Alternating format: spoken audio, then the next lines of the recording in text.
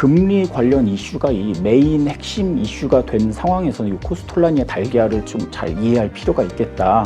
그래서 MACD 이 차트 기울기가 이렇게 우상향하고 있다 그러면 아, 상승 추세구나. 보조지표라는 걸 하나만 이용하기보다는 좀 성격이 다른 보조지표들을 2개, 3개 그렇게 이용을 하는 게 좋아요. 시장이 살아날 때와 가라앉을 때 요거를 잘 구분해서 투자의 양을 크기를 줄였다 늘렸다 이게 상당히 중요한 포인트네요.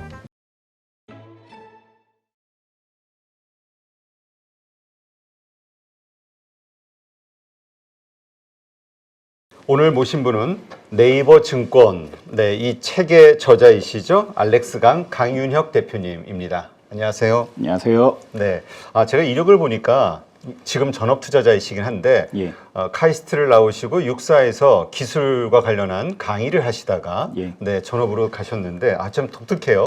왜냐하면 제가 카이스트 출신 분들 몇 분을 아는데 이분들이 투자할 때 되게 그 공학도 관점에서 데이터 중심으로 뭔가 하시는 분들이 워낙 많아서 어떻게 이 전업 투자를 하시게 됐나요? 카이스트 이제 사실 뭐 그렇게 큰 건 아니고 석사 과정이었고요. 그 이후에 이제 육군사관학교에서 강사 과정으로 잠시 있었는데 사실 미래가 좀 불안하죠. 그러다 보니까 그 불안한 상황에서 가족의 이제 건강 문제 그리고 자녀 양육 문제들이 이제 겹치면서 모든 것들이 이제 딱딱딱딱 맞아 떨어지고 그리고 이전까지 이제 주식 투자에서도 굉장히 좀 관심도 있었고 공부도 해 오던 찰나에 그래 그러면 이제 전업 투자를 해보자라고 해서 이제 본격적으로 전업 투자를 시작하게 된 거죠. 네. 근데 이제 사실 우리가 그 뭔가 투자에 대해서 공부를 한다 하면 뭔가 그 비법, 숨겨져 있는 뭔가가 있을 거라는 자꾸 생각을 하는데 우리 그 대표님께서는 이 네이버만 잘 활용해도 충분히 우리가 필요로 하는 정보를 얻어낼 수 있다 이렇게 이야기하시는 것 같아요. 네이버 증권 이제 그 이전까지 이 책을 쓰기 전까지 여러 가지 이제 그 시장의 정보들을 수집을 하고 이제 저만의 또 분석을 하고 하는데 점점 이 분석하는 이 투자 기간이 길어질수록 하다 보니까 모든 정보를 다 네이버 증권에서 이렇게 이제 찾게 되더라고요. 물론 이제 HTS라는 뭐 요 프로그램을 통해서 뭐 조건 검색이라든지 뭐 검색은 따로 하지만 그 이외에 이제 기타 나머지 정보들은 다 네이버를 통해서 검색을 하다 보니까 그래? 그러면 요거를 한번 잘 정리를 해서 같이 좀 공유를 했으면 좋겠다라고 해서 이제 정리를 한 게 네이버 증권 책이 됐습니다. 자, 우리가 어떻게 네이버를 활용해서 실질적인 투자의 어떤 정보들을 찾아낼 수 있는지 한번 실제적으로 한번 보도록 하고요. 그 전에 지금 이 시점, 투자할 만한 시점이라고 보시는지 좀 궁금해요. 왜냐하면 미국에서 이제 그러니까 은행들의 위기가 얼마 전까지 있었죠. 그렇죠. 물론 뭐 잘 수습은 된 것 같은데 아직도 상업용 부동산이 위험하다. 그다음에 인플레이션에 대한 여러 가지 걱정들, 경기 침체에 대한 걱정 많이 있단 말이에요. 어떻습니까?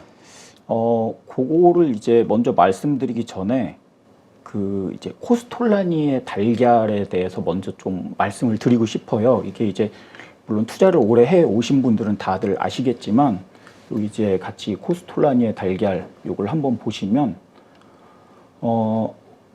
지금 지난 코로나 폭락장 때부터 이제 생각을 같이 해보죠. 그때 경기 침체가 우려가 됐어요. 코로나 때문에 모든 소비가 줄어들고 사람들의 이동이 없어지고 경기 침체가 나온다 하니까 그때부터 이제 시장에 돈을 막 풀기 시작했어요. 그러다 보니까 그리고 이제 그 금리를 엄청나게 거의 뭐 제로 금리에 가깝게 계속 금리도 낮췄고요. 시장에 돈도 풀고 그러다 보니까 경기가 이렇게 지금 상승을 했어요. 경기가 상승하고 돈 때문에 이제 주가도 상승하고 그렇게 주가가 상승을 하니까 시장이 과열이 됐죠. 이때가 이제 금리 최고점 그리고 다시 금리가 최저점 그리고 경기가 최고점인 그런 상황이 됐고요. 이때 이제 경기가 과열이 되니까 인플레이션이 발생을 하잖아요. 인플레이션을 잠재우려고 이제 금리를 인상시키기 시작했죠. 그러다 보니까 주가도 하락하고 그리고 이제 지난 2년간 이런 식으로 이제 흘러왔어요. 그러면 이 코스톨라니의 달걀이 이제 요게 계속 이어지게 되는데 그 증시 상황별로 어떤 상황이든지 이제 그 시대에 좀 주요하게 적용이 될 수 있는 그 주식 투자 이론들이 있어요. 뭐 과거 저금리가 쭉 계속 이어졌을 때는 뭐 여러 가지 뭐 성장주라든지 뭐 그런 뭐 투자법들이 있고, 뭐 경기 하강 국면에서는 뭐 경기 방어주라든지 뭐 배당주 이런 거에 투자해라 뭐 이런 것도 있고. 근데 요즘처럼 이제 금리 관련 이슈가 이 메인 핵심 이슈가 된 상황에서는 이 코스톨라니아 달걀을 좀 잘 이해할 필요가 있겠다라고 생각을 하고요. 그래서 미국 연준 비롯해서 이제 전 세계가 금리를 지금까지 계속 인상을 했는데 은행 부실 문제 터졌고, 그리고 이제 금리 인상 추세를 더 이상 이제 계속 유지하기가 힘들어진 그런 상황이라고 저는 봐요. 왜냐하면 이전까지 똑같은 뉴스예요. 똑같은 뉴스. 그러니까 그 고용이 잘 됐다라고 하면은 고용이 잘 나오네. 그러면 아직 금리가 더 오르겠네. 막 이런 우려를 하고 이제 주가가 떨어졌는데, 그저께 이제 며칠 전에는 고용 시장이 조금 침체된 것 같아. 그러다 보니까 예전 같으면은 그럼 금리를 낮추겠네라고 하고 좋아했을 텐데, 고용이 안 됐어? 그러면 경기 침체야.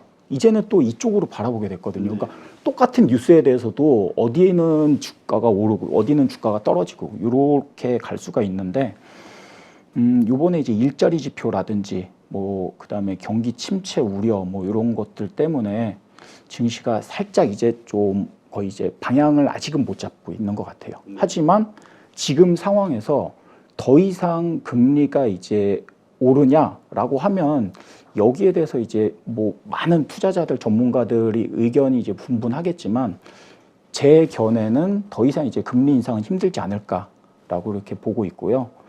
그러면 이제 금리 인하, 지금 금리 이제 동결 또는 인하만 남았는데, 여기에서 금리 인하 쪽으로 가게 되면은 그때부터 이제 아까 봤던 그 코스톨라니아 달걀 맨 밑에서 이렇게 올라가는 것처럼 주가가 다시 상승을 하지 않을까.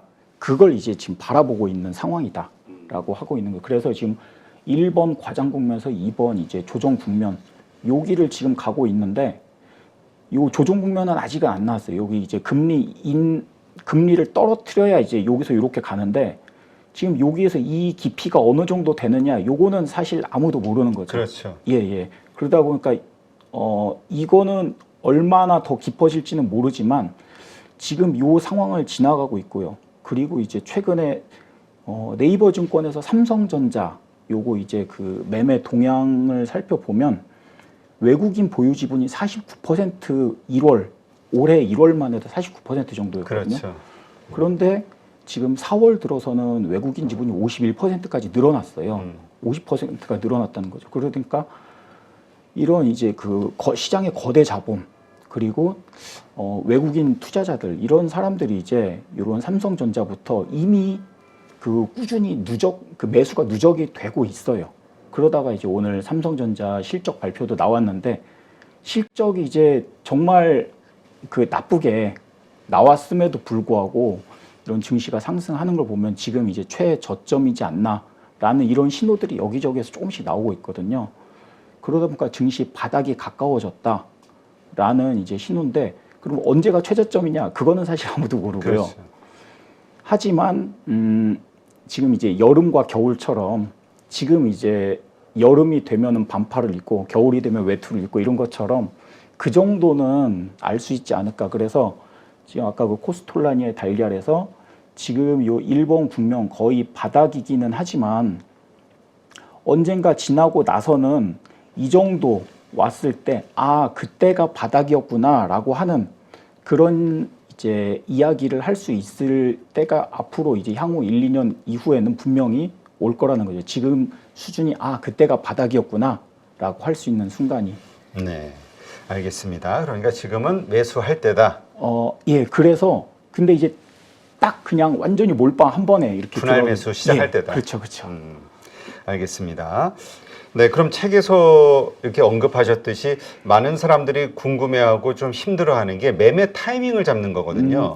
근데 그 매매 시점을 이 차트를 통해서 어떻게 알 수 있을까? 좀 쉽게 네이버 차트를 통해서도 알 수 있다고 하셨으니까 한번 좀 설명을 해주시죠. 무엇을 보고 우리는 지금 살 때다. 자, 오늘 그러면 삼성전자를 오늘 이제 많이 상승하고 있는데 요걸 기준으로 말씀을 드릴게요. 네. 먼저 네이버 증권 보시면 국내 증시 삼성전자 이렇게 나오죠. 여기에서 이제 차트 매매 타이밍은 아무래도 차트를 통해서 확인을 하니까 이 차트를 눌러 보시면 여기에서 이제 이렇게 이제 차트가 그려져요. 네. 이 차트에서 이제 보조 지표를 활용을 하는 방법은 이제 책에 좀 자세히 이제 설명을 해놨는데 일단 우리가 먼저 예. 이 캔들 차트, 그러니까 봉을 통한 매매법을 한번 좀 보고 그다음 예. 보조 지표로 한번 가보죠. 캔들 차트에서 일단 기본적으로 요 20일 이평선이 어느 정도 좀 우상향이 되는 그런 상황을 이제 좀 찾아야 돼요. 네. 왜냐하면 이제 이동 평균선들이 우하향으로 하락하고 있으면 아무래도 그 다음 날 이제 계속 이어지는 하락이 계속 연속이 될 수 있으니까 그래서 어느 정도 20일 이동 평균선이 이렇게 지금 이제 상승으로 접어들었다라고 했을 때 최근 캔들 3개를 봤을 때 이게 이제 오늘이 22년 10월 25일이다라고 하면 1개, 2개, 3개를 봤을 때 요 캔들 3개의 50%를 뛰어넘는 그런 양봉이 나왔다 하면 그 다음은 이제 이렇게 상승의 그 가능성이 높다는 거죠. 요게 이제 캔들 차트로 분석을 하는 거고요. 근데 이제 캔들 차트는 아무래도 하루하루의 그 분석이다 보니까 이후에도 이제 정말 그 단기 투자, 그러니까 뭐 데이 트레이딩에 가까울 정도로 하루 이틀 정도의 상승만 이제 좀 기대를 할 수가 있는 거고요. 그래서 이런 식으로 이제 캔들 차트를 통해서 상승을 볼 수가 있고, 요거보다 이제 조금 더 길게 들어가면 요 캔들이 모이면 그 다음에 이제 이동 평균선도 나오고, 그 다음에 요 위에 있는 이제 보조 지표라고 해서 네이버 증권에서 이제 이런 여러 가지 보조 지표들이 나오거든요. 네. 이런 것들도 이제 같이 활용을 할 수가 있겠죠. 보조 지표를 통한 예. 한 두어 가지만 한번 봐볼까요? 우리가 가장 많이 보는 것 중에 하나가 MACD 예, 그렇죠. 하고 스토캐스틱? 예. 네, 요 정도 한번 좀 설명을 해주시죠. 이제 저도 MACD와 스토캐스틱을 제일 좀 많이 보고 있어요. 뭐 여기 보면 보조 지표가 굉장히 여러 개가 나오고 있는데 이 중에서 이제 어떤 걸 사용을 할 거냐, 처음 이제 보시는 분들은 이게 뭐가 굉장히 많으니까 좀 혼란할 수가 있는데, 여기에서 이제 보조 지표를 누르고요. 여기 보면 MACD라고 있어요. 여기를 이제 클릭을 하면 이제 MACD가 요 밑에 이제 나오게 되고, 그 다음에 설정에서는 12일, 26일, 9일 요게 이제 기본으로 돼 있는 값이고요. MACD를 클릭을 하면 이제 요 밑에 이렇게 MACD 차트가 나와요. 그러면 이제 MACD 이제 보조 지표가 이렇게 나왔어요. 이 MACD라는 거는 이제 요 이동 평균선 12일, 26일 요 이제 이동 평균선을 이제 또 다시 계산을 해서 이동 평균선이 이제 멀어졌다가 가까워졌다가 요거의 차이를 이제 계산을 해서 요 추세를 나타내는 거거든요. 그래서 MACD 요 이제 지표, 요 차트 기울기가 이렇게 우상향하고 있다 그러면 상승 추세구나. 그리고 MACD가 이렇게 계속 상승을 하다가 여기에서 이제 데드 크로스가 나오고요. 그다음에 MACD가 하락을 한다 그러면 이때부터는 하락 추세가 시작이 되었구나라고 이제 알 수가 있는 거죠. 이걸 활용해서 매수 매도 시점을 잡을 수 있다. 그렇죠. 그래서 이제 요런 MACD를 활용하는 게 여기서도 차트가 이렇게 이 MACD 없이 그냥 요 이동평선과 캔들만 보면 여기에서 갑자기 이제 이런 큰 상승이 한 번씩 나올 때가 있잖아요. 근데 요런 때 이제 흔들리지 않을 수가 있는 거죠. 아직 요때 이거 반등이구나. 그냥 캔들만 보고 들어갈 수도 있지만, 하지만 MACD 상으로는 이제 아직은 그렇게 큰 그런 이제 뭐 골든 크로스가 확실히 발생한 건 아니니까, 그래서 아직은 하락 추세가 계속 이어지고 있구나라고 알 수도 있고요. 그리고 보조 지표라는 걸 하나만 이용하기보다는 좀 성격이 다른 보조 지표들을 2개, 3개 그렇게 이용을 하는 게 좋아요. 그래서 세 개 같은 그 두세 개의 신호가 그렇죠. 일치했을 때. 그래서 요 보조 지표에서 이제 스토캐스틱 슬로우를 같이 이제 볼 수가 있어요. 그래서 스토캐스틱 슬로우를 체크를 하고 설정해서 533 요게 이제 기본값이에요. 요게 단기 투자할 때 가장 이제 많은 투자자들이 잘 맞는다라고 이제 선호하는 요 값이기 때문에 요걸 이제 저장을 누르고 보면 이제 스토캐스틱 슬로우 533 이제 이렇게 나오게 되거든요. 그러면 이제 요게 단기 투자를 할 때 좀 가장 많은 투자자들이 잘 맞는다라고 하는 요 지표 값이 되겠고, 요게 이제 우연히 또 아까 말씀드렸던 그 캔들 이제 봉 세개 매매법, 이제 저만의 매매법이긴 한데 거기에 설명드렸던 거랑 또 상당히 좀 비슷하게 이제 좀 맞아 들어가는 경우도 있어요. 그래서 이제 요 두 개의 지표가 나왔잖아요. 네. 그러면 요걸 이제 어떻게 활용을 하느냐? 요 MACD가 우하향할 때는 하락 추세라고 이제 말씀드렸고요. 그리고 MACD가 상승하고 있을 땐 상승 추세다라고 했는데, 아무래도 상승 추세가 한참 지난 다음보다는 상승 추세 초기에 들어가는 게 좋잖아요. 그렇죠.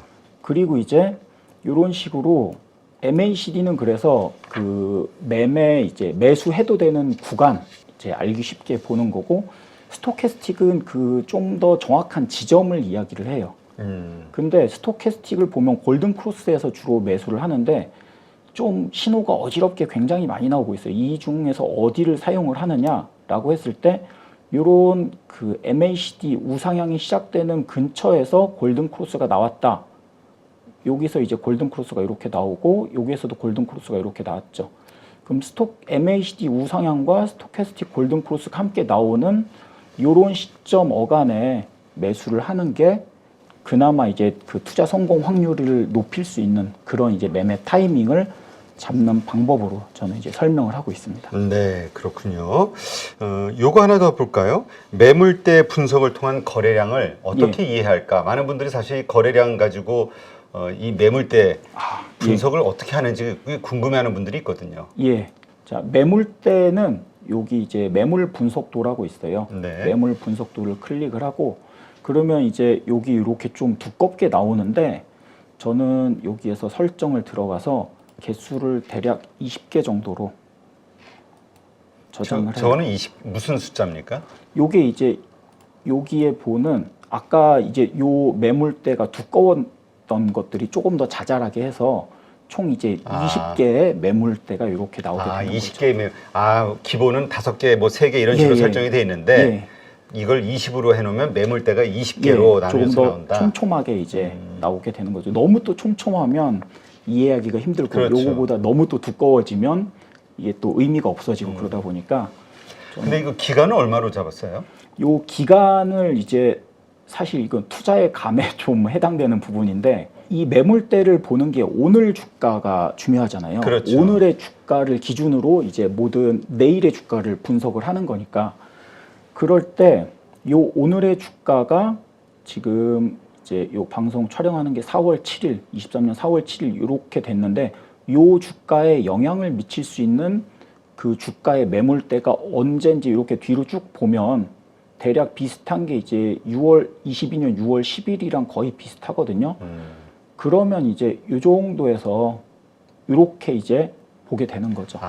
오늘의 그러니까 주가의 지금의 주가의 높낮이와 비슷한 이전 지역, 그 시점. 그렇죠. 그 영향을 줄 수 있는 그 정도의 매물을 이제, 왜냐하면 요거보다 더 길어지면 요 매물대가 이제 이 X축의 이 기간에 따라서 계속 변화하는 게 보여요.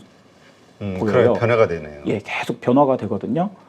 그러면 이제 여기에서 얼마나 요 오늘의 요 주가에 영향을 미치는 것인가라고 생각을 했을 때, 요 정도 아까 이제 7만 원 정도 이렇게 봤을 때 7만 원에서 이제 매수를 했던 사람들이 많다는 거예요. 이 매물대가 이렇게 뾰족하게 두껍게 나왔다는 거는 요 7만 원대에서 매수한 사람이 많고, 이 사람들 입장에서는 지금 6만 5천 원, 뭐 6만 원, 5만 원 이 가격은 굉장히 이제 손실 구간이잖아요.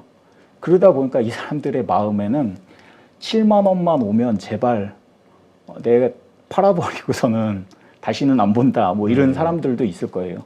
그러다 보니까 이제 7만 원이 되는 순간 본전 생각이 나서 이제 대부분 매도를 하게 되고, 그러다 보니까 이 위로는 못 들어요. 여기까지 이제 쭉 상승이 나왔다가도 그러다가 이제 요게 그래서 저항대 역할을 하게 되고 네. 그리고 이제 요 정도 지금 올랐는데 지금 6만 5천 원인 사람들은 지금 이제 5만 9천 원 여기 6만 원 정도 요 정도 가격대가 얼추 이제 보일 거예요. 아, 6만 원 정도가 저점이었네.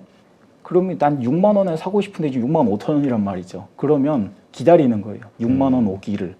그러다가 요게 떨어져서 요 매물대 비슷한 이 6만 원대에 왔다 싶으면 아, 나는 이제 기다렸던 이 가격이니까 여기에서 매수를 한다. 그리고 이제 이게 이제 또 다른 말로 손바뀜이라는 말 많이 들어보셨잖아요. 네. 요런 손바뀜이 이제 계속 일어나는 그런 구간을 이제 매물대를 통해서 알 수가 있는 거죠. 네. 그래서 조거를 가지고 투자할 때 매수 매도 관점에서 잘 활용할 수 있다. 이렇게 보면 되겠군요. 예. 자, 그다음에 그 계좌를 우리가 어떻게 잘 관리할까? 예. 이 부분과 관련해서도 좀 내용이 괜찮은 것 같은데 좀 설명해 주시죠.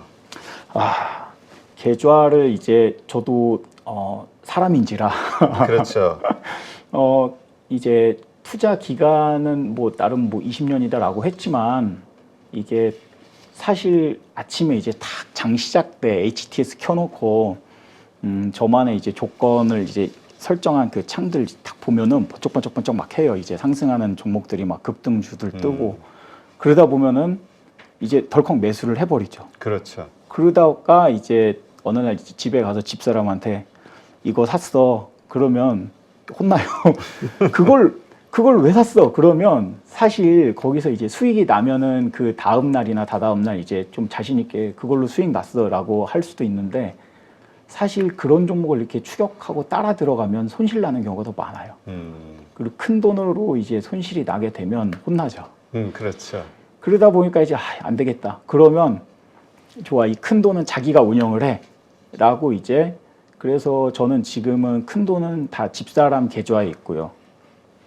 이제 자잘한 돈은 이제 매일매일 뭐 트레이딩하고 시장을 살펴봐야 되니까 그런 돈 이제 제 계좌에 있고 그래서 이렇게 분리해서 운영을 하고 있어요. 그러다 보니까 어느 정도 이제 좀 투자를 좀 크게 해야겠다. 이 종목이 괜찮다라고 하면 집사람한테 이제 얘기를 하죠. 이 종목 사. 그러면 집사람이 그래요. 그걸 왜 사? 그럼 이제 그때부터 제가 이제 분석했던 거를 이제 설명을 해요. 이거는 지금 시장 상황은 이렇고 이거 하니까 지금 괜찮은 상황이야. 지금 사면은 어느 정도 수익까지는 가능할 것 같아. 그러면 그게 납득이 되면 이제 집사람이 매수를 해요. 그러는데 이제 계좌를 저는 집사람이 이렇게 나눠 놓다 보니까 저절로 이제 저도 소심파가 되지 않았나 이렇게 이제 생각을 하고 있어요. 그러니까 항상 그 부인을 설득해야지만 살 수 있는 거니까. 그렇죠. 그런데 그걸 또 설득하려면 부인께서도 어느 정도 이 주식에 대해서 아셔야 이해를 할 수 있을 것 같은데 또 투자하시나요? 예, 그 자잘하게 투자는 하는데 사실 이제 또 다른 뭐 일도 하고 있으니까 주식에 이제 전적으로 투자는 안 하고 이제 그러니까 주식을 약간은 아는데 완전히 전문가는 아닌 그런 사람을 이제 설득시킬 수 있을 정도로 이제 제가 준비를 해서 이제 설득을 하는 거죠. 네. 설명을 하고. 자, 요즘 그 가지고 계신 주식 그리고 앞으로 괜찮게 보시는 주식이 있다면 어떤 걸까요? 예, 그래서 요즘 가지고 있는 주식은 사실 이제 지난 2020년 고 상승장에 매수했던 종목을 아직도 대부분 가지고는 있어요. 왜냐하면 그때 당시에 이제 코로나 폭락장 고 이전에 제가 한 1억 원 정도로 제 스스로 이제 개인 계좌에서 운영을 하고 있었거든요. 그러다 보니까 이런 위험한 상황에서 그래도 이제 마지막 안전판은 배당주다라고 그때 당시에 생각을 했어요. 그래서 우리나라 국내 주식 가운데선 현대차 우선주 그때 당시에 이제 현대차 우선주가 배당 수익률이 거의 한 10%까지 이제 뛰었거든요. 그 당시 주가가 한 5만 원 정도, 4만 원, 5만 원 이 정도에 이제 들어갔으니까. 그리고 미국 주식 가운데서도 이제 뭐 RS 캐피털이라든지 뭐 TPVG 이런 데도 이제 거의 저점에서 들어갔고요. 그러다 보니까 지금은 이미 수익은 한 100% 이상 이제 수익권이긴 하고요. 그리고 여기에서 이제 매년 또 한 10%씩 또 배당이 나오니까 그래서 요거 그래 그럼 그때 어차피 들어간 배당주니까 두고 있자 하는 거고 그리고 이제 나머지 큰 거는 엔비디아랑 그 테슬라 여기에 이제 좀 더 크게 들어가 있고요. 그 종목도 종목이지만 그 주식 시장이 살아날 때와 가라앉을 때 요거를 예. 잘 구분해서 투자의 양을 예. 크기를 줄였다 늘렸다 이게 예. 상당히 중요한 포인트네요. 그게 이제 제가 지난 20년간 투자를 해 오면서 느꼈던 거예요. 이제 저한테 맞는 매매법을 이제 찾은 거죠. 드디어 저도 이제 제가 저한테 맞는 매매법을 이거저거 찾다 보니까 시장을 좀 더 큰 흐름에서 시장을 읽고 하락장에서는 이제 조금 그 작은 돈으로 시장을 이제 계속 관망하는 그런 이제 투자법을 사용을 하고 있어요. 네. 그러면 지금 아까도 말씀하셨듯이 지금은 좀 투자할 만한 때다. 분할 매수로 이렇게 보신다고 하면 조만간 그 전체 그 어떤 자금을 다 운영하실 생각이세요? 예. 지금 이제 그래서 안 그래도 저희 집사람한테 이제 삼성전자부터 반도체 관련주를 이제 몇 개 이야기를 했거든요. 일단 삼성전자부터 이야기를 했어요. 근데 오케이 하시던가요? 요새 삼성전자 얘기하면 아주 구닥다리 이런 얘기 들 텐데. 그렇죠. 근데 삼성전자가 보면 이제 거의 역대 저점 수준인 것 같아요. 거의 이제 바닥을 치고 오르는 시기인 것 같고, 그리고 이제 삼성전자랑 그다음 엔비디아, 그게 챗 GPT 관련해서 인터넷이 처음 등장했을 때, 그리고 스마트폰이 처음 등장했을 때 요걸 통해서 누가 돈을 어떻게 벌 수 있나는 아무도 상상을 못하고 있을 때 카카오가 등장하고 페이스북이 등장하면서 그런 거대 기업이 만들어졌거든요. 네. 그런 것처럼 지금 챗 GPT가 만들어지고 이제 확산되고 있는 요 상황에서 요걸 활용해서 누군가가 또 이전과 이제 전혀 상상하지 못하는 새로운 사업을 누군가가 아마 시작을 할 거라고 저는 또 생각을 하고 있고요. 그 가운데 이제 여기에 관련된 수혜주들이 이제 같이 함께 상승을 할 거다라고 지금 기대를 하고 있죠. 알겠습니다. 네, 오늘 이렇게 해서 우리 일반인들이 누구나 쉽게 해볼 수 있는 네이버 증권 이 사이트를 활용한 이 투자의 정보 구하고 활용하는 법, 네, 이 부분에 대해서 이 말씀을 좀 들었습니다. 아마 우리 초보 혹은 경험이 많지 않은 주린이라면은 아마 충분히 아마 말씀하시는 거에 대해서 공감하고 네, 따라해 보실 수 있을 것 같아요. 네, 오늘 이렇게 좋은 인사이트 함께 해주신 네이버 증권 저자이신 알렉스 강윤혁 대표님 고맙습니다. 예, 감사합니다.